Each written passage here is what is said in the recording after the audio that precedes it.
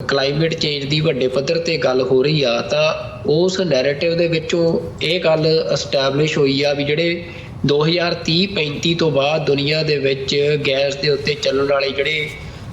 Vehicle ਨੇ, ਗੱਡੀਆਂ ਨੇ, ਉਹ ਬਿਲਕੁਲ ਖਤਮ ਕਰਕੇ ਤੇ ਜਿਹੜੀਆਂ ਇਲੈਕਟ੍ਰੋਨਿਕ ਵਹੀਕਲਸ ਨੇ ਉਹ ਮਤਲਬ ਮਾਰਕੀਟ ਦੇ ਵਿੱਚ ਪੂਰੀ ਤਰ੍ਹਾਂ ਛਾ ਜਾਣਗੇ। ਇਲੈਕਟ੍ਰੋਨਿਕ ਵਹੀਕਲਸ ਦੀ ਜਿਹੜੀ ਦੌੜ ਲੱਗੀ ਆ ਉਹਦੇ 'ਚ ਚਾਈਨਾ ਜਿਹੜਾ ਆ ਉਹ ਆਪਣੇ ਇੰਡਸਟਰੀਅਲ ਰੈਵੋਲਿਊਸ਼ਨ ਦੇ ਜ਼ਰੀਏ ਇਹਨਾਂ ਮੁਲਕਾਂ ਨੂੰ ਪਛਾੜਦਾ ਨਜ਼ਰ ਆ ਰਿਹਾ। ਚਾਈਨਾ ਦੇ ਇਲੈਕਟ੍ਰੋਨਿਕ ਵਹੀਕਲਸ ਮੈਨੂਫੈਕਚਰਿੰਗ ਕੰਪਨੀਆਂ ਨੇ ਜਿਹੜੀਆਂ ਉਹ ਯੂਰੋਪੀਅਨ ਜਾਂ ਅਮਰੀਕਨ ਜਿਹੜੀਆਂ ਕਾਰ ਕੰਪਨੀਆਂ ਨੇ ਉਹਨਾਂ ਨਾਲੋਂ ਬਹੁਤ ਸਸਤੇ ਰੇਟਾਂ ਦੇ ਉੱਤੇ ਜਿਹੜੀਆਂ ਕਾਰਾਂ ਨੇ ਉਹ ਯੂਰੋਪੀਅਨ ਮਾਰਕੀਟਸ ਦੇ ਵਿੱਚ ਜਿਹੜੀਆਂ ਆ ਉਹ ਲਿਆ ਰਹੀਆਂ ਤੇ ਜਿਹੜੀਆਂ ਯੂਰੋਪੀਅਨ ਕਾਰ ਕੰਪਨੀਆਂ ਨੇ ਉਹਨਾਂ ਦਾ ਜਿਹੜਾ ਬਿਜ਼ਨਸ ਆ ਉਹ ਠੱਪ ਹੋ ਰਿਹਾ ਹੈ। 50% ਦੇ ਕਰੀਬ ਜਿਹੜਾ ਟੈਰਿਫ ਆ ਉਹ ਵੱਖੋ ਵੱਖ ਤਰ੍ਹਾਂ ਦਾ ਟੈਰਿਫ ਚਾਈਨੀਜ਼ ਜਿਹੜੇ ਇੰਪੋਰਟਸ ਨੇ ਇਲੈਕਟ੍ਰੋਨਿਕ ਵਹੀਕਲਸ ਦੇ ਉਹਨਾਂ ਦੇ ਉੱਤੇ ਲਾਇਆ। ਇਹਦੇ ਖਿਲਾਫ ਹੁਣ ਚਾਈਨਾ ਨੇ ਵਰਲਡ ਟ੍ਰੇਡ ਆਰਗੇਨਾਈਜੇਸ਼ਨ ਦੇ ਵਿੱਚ ਇਹ ਅਪੀਲ ਦਾਇਰ ਕੀਤੀ ਆ ਕਿ ਜਿਹੜਾ ਇਹ ਫੈਸਲਾ ਆ ਯੂਰੋਪੀਅਨ ਯੂਨੀਅਨ ਦਾ, ਇਸ ਫੈਸਲੇ ਨੂੰ ਰੱਦ ਕੀਤਾ ਜਾਵੇ।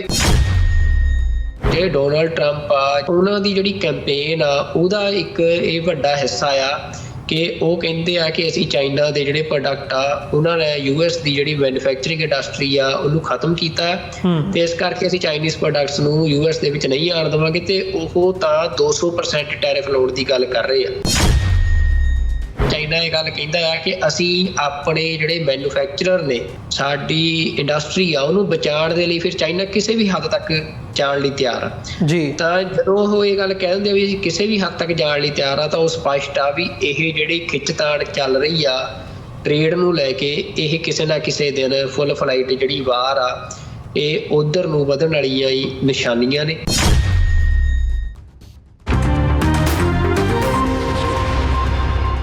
ਵਿਊਅਰਸ, ਬ੍ਰੇਕ ਤੋਂ ਬਾਅਦ ਤੁਹਾਡਾ ਸਾਰਿਆਂ ਦਾ ਸਵਾਗਤ ਹੈ। ਗੱਲਬਾਤ ਨੂੰ ਅੱਗੇ ਤੋਰਦੇ ਹਾਂ। ਸੁਖਵਿੰਦਰ ਸਿੰਘ ਜੀ, ਹੁਣ ਗੱਲ ਕਰੀਏ ਜਦੋਂ ਅਸੀਂ ਜਿੱਥੇ ਇੰਟਰਨੈਸ਼ਨਲ ਪੋਲੀਟਿਕਸ ਦੀ ਗੱਲ ਕਰ ਰਹੇ ਹਾਂ, ਇੰਟਰਨੈਸ਼ਨਲ ਪੋਲੀਟਿਕਸ ਦੇ ਵਿੱਚ ਸਭ ਤੋਂ ਵੱਡਾ ਜਿਹੜਾ ਮੰਨਿਆ ਜਾਂਦਾ ਇੰਟਰਸਟ ਉਹ ਹੁਣ ਹੈਗਾ ਆ ਟ੍ਰੇਡ ਕਿਹਦਾ ਫਾਇਦਾ ਕਿੱਥੇ ਹੈ, ਕਿਹਨੇ ਕੀ ਵੇਚਣਾ ਆ, ਕਿੱਥੇ ਟ੍ਰੇਡ ਡੈਫਿਸਿਟ ਹੁੰਦਾ ਆ ਤੇ ਕਿੱਥੇ ਫਾਇਦਾ ਤੇ ਕਿੱਥੇ ਨੁਕਸਾਨ ਹੁੰਦਾ। ਗੱਲ ਜਿਹੜੀ ਸਾਰੀ ਹੈ ਉਹ ਆਪਣੇ ਫਾਇਦੇ ਦੇ ਨਾਲ ਜਾਂ ਇੰਟਰਸਟ ਦੇ ਨਾਲ ਜੁੜੀ ਹੁੰਦੀ ਹੈ। ਹੁਣ ਮਤਲਬ ਪਿਛਲੇ ਸਮੇਂ ਦੇ ਵਿੱਚ ਅਸੀਂ ਦੇਖਿਆ ਕਿ ਜਿਹੜੀ ਸਾਰੀ ਗਲੋਬਲ ਇਕੋਨਮੀ ਹੈਗੀ ਹੈ ਉਹ ਕਿਵੇਂ ਚਾਈਨਾ ਉਹਦੇ ਵਿੱਚ ਮੋਰ ਪਾਵਰਫੁਲ ਬਣ ਕੇ ਸਾਡੇ ਸਾਹਮਣੇ ਆਇਆ ਆ। ਹਾਲਾਂਕਿ ਚਾਈਨਾ ਦੀ ਇਕੋਨਮੀ ਬਹੁਤ ਵੱਡੀ ਹੈ ਪਰ ਅਮਰੀਕਾ ਦੇ ਮੁਕਾਬਲੇ ਵੀ ਮਤਲਬ ਉਹ ਹੈਗਾ ਆ, ਪਰ ਜਿਹੜਾ ਉਹਨਾਂ ਦਾ ਟ੍ਰੇਡ ਦੇ ਹਵਾਲੇ ਨਾਲ ਉਹਨਾਂ ਦਾ ਬੈਲਟ ਐਂਡ ਰੋਡ ਇਨੀਸ਼ੀਏਟਿਵ ਹੈਗਾ ਆ, CPEC ਦੀ ਅਸੀਂ ਗੱਲ ਕਰੀਏ ਜਾਂ ਓਵਰਆਲ ਜਿੱਥੇ ਤੱਕ ਉਹ ਅਫਰੀਕਾ ਤੱਕ ਆਪਣੀ ਮਾਰ ਕਰ ਰਹੇ ਆ, ਯੂਰਪ ਤੱਕ ਸਿੱਧੀ ਜਿਹੜੀ ਉਹ ਡਿਵੈਲਪ ਕਰ ਰਹੇ ਆ ਇਨਫਰਾਸਟਰਕਚਰ, ਵੱਖਰੇ ਮੁਲਕਾਂ ਨੂੰ ਇਨਵੋਲਵ ਕਰਨ ਦਾ ਪਲਾਨ ਉਹਨਾਂ ਨੇ, ਬਿਲੀਅਨਸ ਆਫ ਡਾਲਰਸ ਖਰਚਾ ਕਰਨ ਦੀ ਉਹ ਹੈ, ਮੁਲਕਾਂ ਨੂੰ ਲੋਨ ਦੇ ਰਹੇ ਆ। ਸੋ ਉਸ ਹਵਾਲੇ ਨਾਲ ਅਸੀਂ ਦੇਖਿਆ ਕਿ ਜਦੋਂ ਤੋਂ ਇਹ ਚਾਈਨਾ ਨੇ ਪ੍ਰੋਜੈਕਟ ਸ਼ੁਰੂ ਕੀਤਾ ਆ, ਖਾਸ ਤੌਰ 'ਤੇ ਅਮਰੀਕਾ ਅਤੇ ਓਵਰਆਲ ਵੱਡੇ ਤੌਰ ਦੇ ਉੱਤੇ ਵੈਸਟ ਦਾ ਸਾਰਾ ਰੁਝਾਨ ਜਾਂ ਸਾਰੀਆਂ ਨੀਤੀਆਂ ਉਸ ਦੇ ਉੱਤੇ ਲੱਗੀਆਂ ਹੋਈਆਂ ਨੇ ਕਿ ਉਹਨਾਂ ਨੂੰ ਕਿਵੇਂ ਰੋਕਿਆ ਜਾ ਸਕਦਾ ਜਾਂ ਕਿਵੇਂ ਨਾ ਕਿਵੇਂ ਉਹਦੇ 'ਤੇ ਕਰਟੇਲ ਕੀਤਾ ਜਾ ਸਕਦਾ। ਸੋ ਇਹ ਇੱਕ ਬਰੋਡਰ ਜਿਹਾ ਕੰਟੈਕਸਟ ਹੈਗਾ ਜਿਹਦੇ 'ਤੇ ਅੱਜ ਦੀ ਖਬਰ ਵੀ ਜਦੋਂ ਅਸੀਂ ਦੇਖ ਰਹੇ ਹਾਂ ਕਿ ਹੁਣ ਜਿੱਥੇ ਅਸੀਂ ਵਹੀਕਲਸ ਦੀ ਗੱਲ ਕਰਦੇ ਹਾਂ, ਗੱਡੀਆਂ ਦੀ ਗੱਲ ਕਰਦੇ ਹਾਂ, ਉਹ ਪੈਟਰੋਲੀਅਮ ਤੋਂ ਡੀਜ਼ਲ ਤੋਂ ਸ਼ਿਫਟ ਹੋ ਕੇ ਇਲੈਕਟ੍ਰੋਨਿਕਸ ਵੱਲ ਜਾਂ ਇਲੈਕਟ੍ਰੀਕਲ ਵਹੀਕਲਸ ਜਿਨ੍ਹਾਂ ਨੂੰ ਅਸੀਂ ਹੁਣ EV ਕਹਿ ਦਿੰਦੇ ਹਾਂ ਉਹਨਾਂ ਵੱਲ ਨੂੰ ਗੱਲ ਜਾ ਰਹੀ ਹੈ ਤੇ ਉਹਦੇ ਵਿੱਚ ਵੱਡਾ ਰੋਲ ਚੀਨ ਦਾ ਹੈਗਾ ਜਿੱਥੋਂ ਉਹ ਡਿਵੈਲਪ ਕਰ ਰਹੇ ਆ, ਉਹ ਭੇਜ ਰਹੇ ਆ। ਤੇ ਹੁਣ ਯੂਰਪ ਦੇ ਵਿੱਚੋਂ ਉਹਨਾਂ 'ਤੇ ਟੈਰਿਫਸ, ਵੱਖਰੀ ਟੈਕਸੇਸ਼ਨ ਲਾਈ ਗਈ ਹੈ। ਅਮਰੀਕਾ ਦੇ ਵਿੱਚ ਵੀ ਇਸ ਕਿਸਮ ਦੀਆਂ ਗੱਲਾਂ ਹੋਈਆਂ ਨੇ ਕਿ ਜਿਹੜੀ ਇੰਪੋਰਟ ਹੈਗੀ ਹੈ ਚੀਨ ਤੋਂ ਉਹਦੇ 'ਤੇ ਟੈਕਸ ਪਿਛਲੇ ਸਮੇਂ ਦੇ ਵਿੱਚ ਵਧਾਇਆ ਵੀ ਗਿਆ ਤੇ ਈਵਨ ਹੁਣ ਵੀ ਜਦੋਂ ਚੋਣਾਂ ਅਮਰੀਕਾ ਦੇ ਵਿੱਚ ਨਵੰਬਰ ਦੇ ਵਿੱਚ ਡਿਊ ਨੇ ਤੇ ਜਿਹੜੇ ਸਾਬਕਾ ਪ੍ਰਧਾਨ ਹੈਗੇ ਆ ਟਰੰਪ, ਉਹਨਾਂ ਵੱਲੋਂ ਵੀ ਇਹ ਗੱਲ ਕਹੀ ਗਈ ਹੈ ਕਿ ਹੋਰ ਜਿਹੜੀ ਟੈਕਸੇਸ਼ਨ ਹੈ ਉਹ ਲਾਈ ਜਾਵੇਗੀ। ਸੋ ਕਿਤੇ ਨਾ ਕਿਤੇ ਇਹ ਇੱਕ ਐਵੇਂ ਨਜ਼ਰ ਆ ਰਿਹਾ ਜਿਵੇਂ ਟ੍ਰੇਡ ਵਾਰ ਦਾ ਰੂਪ ਲੈਂਦੀ ਨਜ਼ਰ ਆ ਰਹੀ ਹੈ ਇਹ ਜਿਹੜੀ ਸਾਰੀ ਸਿਚੁਏਸ਼ਨ ਹੈ। ਸੋ ਪਹਿਲਾਂ ਸ਼ੁਰੂਆਤ ਕਰੀਏ ਜਿਹੜੀ ਚੀਨ ਵੱਲੋਂ ਅੱਜ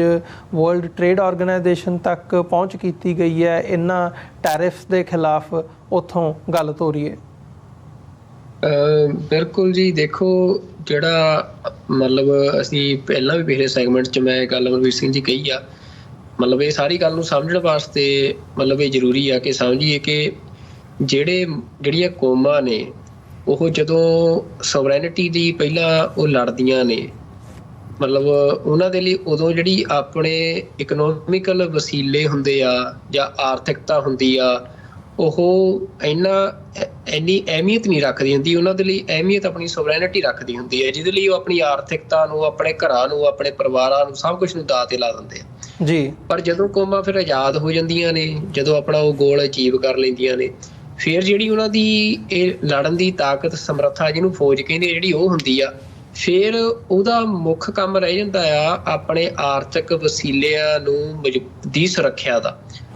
ਮਤਲਬ ਆਰਥਿਕ ਵਸੀਲਿਆਂ ਦੀ ਸੁਰੱਖਿਆ ਦੇ ਵਿੱਚ ਟੈਰੀਟਰੀ ਵੀ ਆ ਜਾਂਦੀ ਆ, ਸਾਰਾ ਕੁਝ ਆ ਜਾਂਦਾ ਹੈ। ਤੇ ਅੱਜ ਜੋ ਅਸੀਂ ਅਮਰੀਕਾ ਤੇ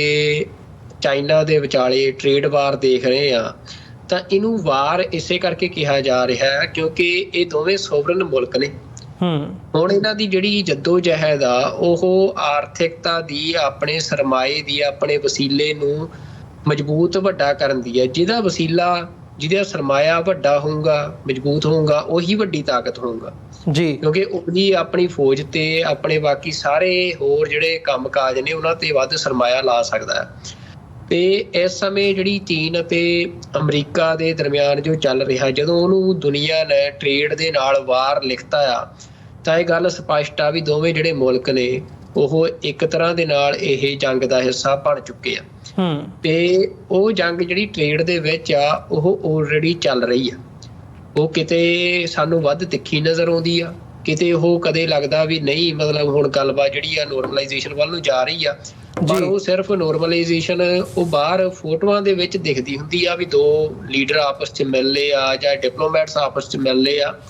ਪਰ ਅਦਰਵਾਈਜ਼ ਜਿਹੜਾ ਅੰਦਰ ਖਾਤੇ ਪਾਲਿਸੀਆਂ ਦੇ ਪੱਧਰ ਤੇ ਆ, ਉਹ ਦੋਵੇਂ ਮੁਲਕ ਜਿਹੜੇ ਆ ਇੱਕ ਦੂਜੇ ਦੀਆਂ ਲੱਤਾਂ ਖਿੱਚਣ ਤੋਂ ਕਿਤੇ ਵੀ ਪਿੱਛੇ ਨਹੀਂ ਹਟ ਰਹੇ ਆ। ਤੇ ਉਸੇ ਦਾ ਇੱਕ ਹਿੱਸਾ ਜਿਹੜਾ ਆ ਉਹ ਇਹ ਇਲੈਕਟ੍ਰੋਨਿਕ ਵਹੀਕਲਸ ਦੀ ਜਿਹੜੀ ਦੌੜ ਆ ਉਹ ਆ, ਜਿਹਦੇ ਵਿੱਚ ਅਸੀਂ ਇਹ ਜਾਣਦੇ ਹਾਂ ਕਿ ਅੱਜ ਜਦੋਂ ਦੁਨੀਆ ਦੇ ਵਿੱਚ ਕਲਾਈਮੇਟ ਚੇਂਜ ਦੀ ਵੱਡੇ ਪੱਧਰ ਤੇ ਗੱਲ ਹੋ ਰਹੀ ਆ, ਤਾਂ ਉਸ ਨੈਰੇਟਿਵ ਦੇ ਵਿੱਚੋਂ ਇਹ ਗੱਲ ਐਸਟੈਬਲਿਸ਼ ਹੋਈ ਆ ਵੀ ਜਿਹੜੇ 2030-35 ਤੋਂ ਬਾਅਦ ਦੁਨੀਆ ਦੇ ਵਿੱਚ ਗੈਸ ਦੇ ਉੱਤੇ ਚੱਲਣ ਵਾਲੇ ਜਿਹੜੇ ਵਹੀਕਲ ਨੇ, ਗੱਡੀਆਂ ਨੇ, ਉਹ ਬਿਲਕੁਲ ਖਤਮ ਕਰਕੇ ਤੇ ਜਿਹੜੀਆਂ ਇਲੈਕਟ੍ਰੋਨਿਕ ਵਹੀਕਲਸ ਨੇ ਉਹ ਮਤਲਬ ਮਾਰਕੀਟ ਦੇ ਵਿੱਚ ਪੂਰੀ ਤਰ੍ਹਾਂ ਛਾ ਜਾਣਗੇ। ਤੇ ਉਹ ਜਿਹੜੀ ਦੌੜ ਆ ਫਿਰ ਵੀ, ਕਿਉਂਕਿ ਅੱਜ ਤੱਕ ਜ਼ਿਆਦਾਤਰ ਜਿਹੜੀ ਵਹੀਕਲ ਇੰਡਸਟਰੀ ਆ ਉਹਦੇ 'ਚ ਜਰਮਨੀ ਦਾ, ਜਿਵੇਂ ਯੂਰਪ ਦੇ ਵਿੱਚੋਂ ਸਭ ਤੋਂ ਵੱਧ ਜ਼ੋਰ ਰਿਹਾ, ਤੇ ਵੈਸਟ ਦੀਆਂ ਵੀ ਜਿਹੜੀਆਂ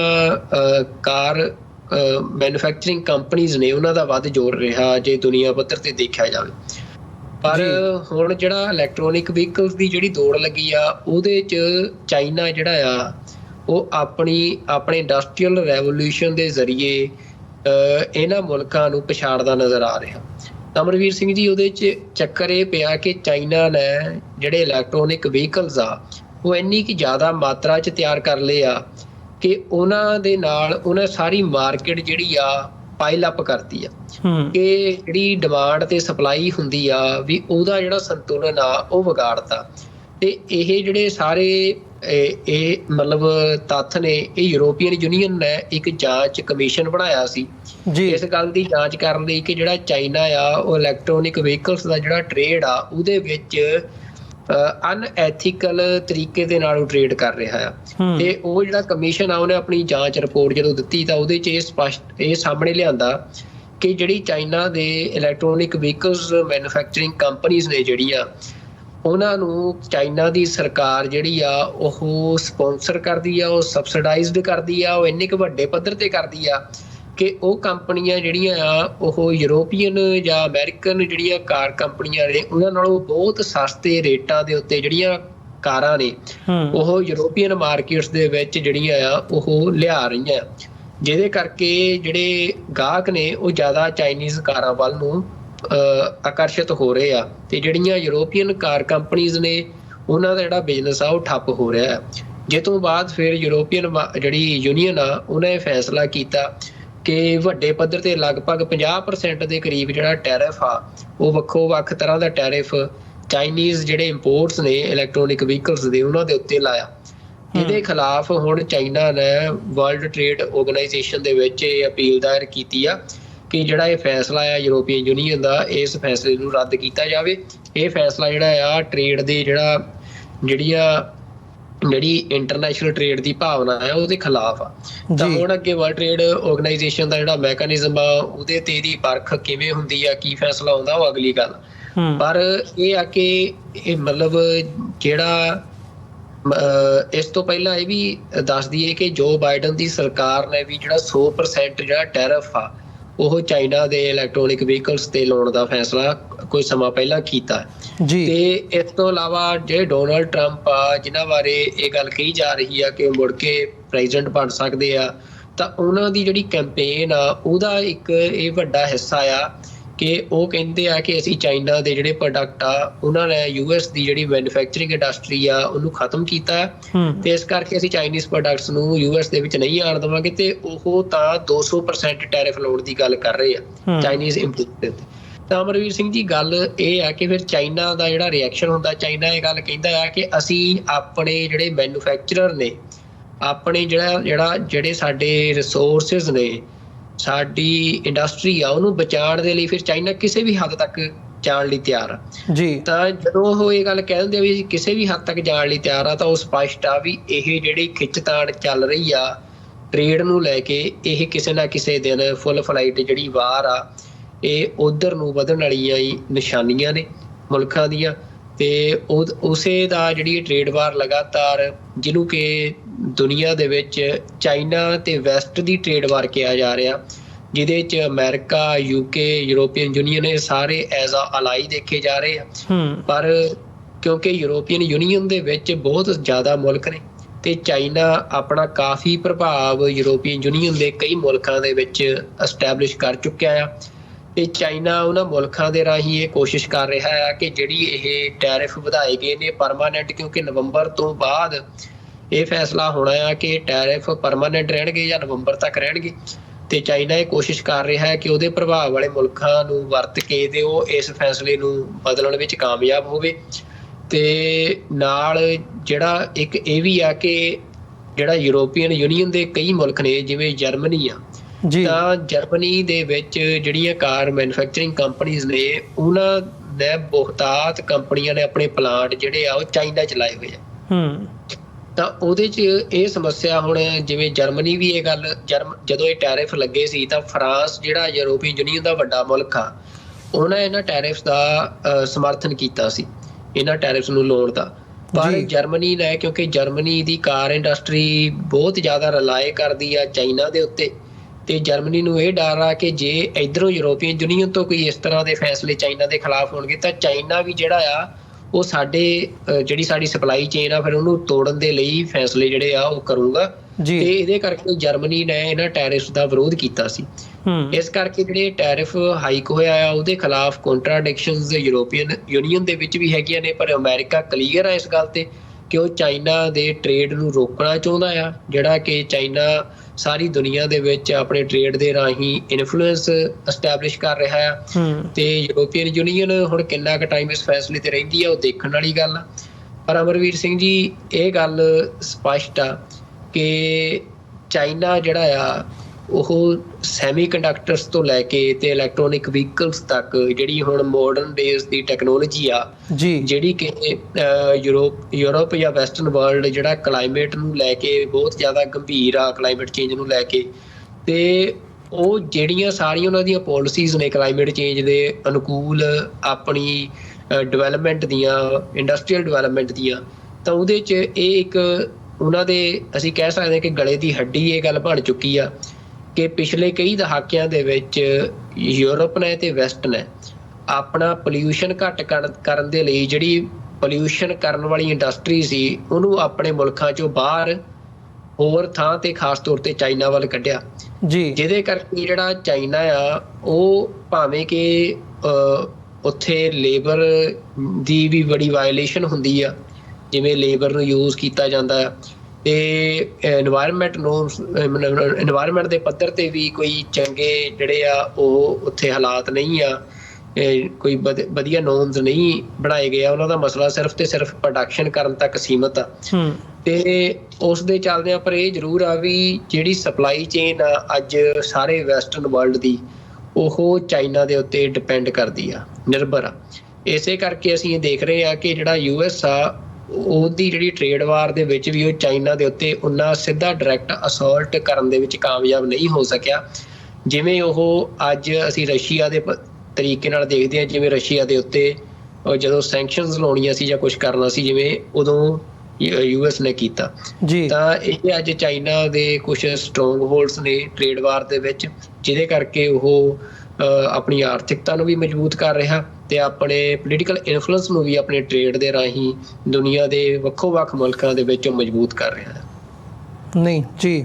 ਬਹੁਤ ਬਹੁਤ ਧੰਨਵਾਦ। ਤੁਸੀਂ ਜਿਹੜੀਆਂ ਡਿਟੇਲਸ ਨੇ ਉਹ ਸਾਂਝੀਆਂ ਕੀਤੀਆਂ ਨੇ, ਤੇ ਇਹ ਹੁਣ ਦੇਖਣ ਵਾਲੀ ਗੱਲ ਹੋਵੇਗੀ ਵੀ ਜਿਵੇਂ ਤੁਸੀਂ ਵੀ ਜ਼ਿਕਰ ਕੀਤਾ ਵੀ ਯੂਰਪੀਅਨ ਯੂਨੀਅਨ ਕਿਸ ਲੈਵਲ ਤੱਕ ਜਾ ਕੇ ਇਸ ਨੂੰ ਜਿਹੜਾ ਆ ਉਹ ਚਾਈਨਾ ਨੂੰ ਕਰਟੇਲ ਕਰਨ ਦੇ ਵਿੱਚ ਸਕਸੈਸਫੁਲ ਹੁੰਦੀ ਹੈ। ਸੋ ਜ਼ਰੂਰ ਵਿਊਅਰਸ ਇਸੇ ਤਰ੍ਹਾਂ ਤੁਸੀਂ ਸਾਡੇ ਨਾਲ ਬਣੇ ਰਹੋ। ਅਖੀਰਲਾ ਸੈਗਮੈਂਟ ਸਾਡਾ ਅਸੀਂ ਛੋਟੇ ਜਿਹੇ ਬ੍ਰੇਕ ਤੋਂ ਬਾਅਦ ਦੁਬਾਰਾ ਗੱਲਬਾਤ ਅੱਗੇ ਤੋਰਦੇ ਹਾਂ।